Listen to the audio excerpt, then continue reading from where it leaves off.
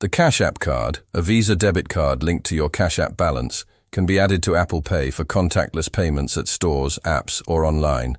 Verification ensures secure setup and typically takes 2 to 5 minutes via the Cash App and Apple Wallet apps on an iPhone. Requires a Cash App account with an activated card.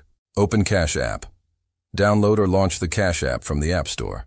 Log in with your email or phone and PIN. Access Cash Card. Tap the Cash Card icon, bottom right. Ensure your physical or virtual card is activated. Order one free if needed via Get Free Cash Card. Add to Apple Wallet. Tap Add to Apple Wallet on the card screen. This opens the Wallet app. Alternatively, open Wallet, tap Plus.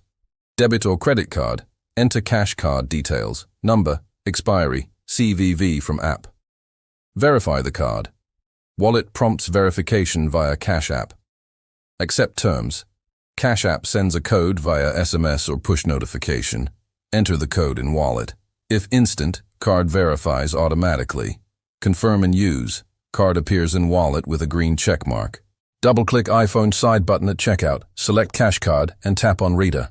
Funds deduct from Cash App balance.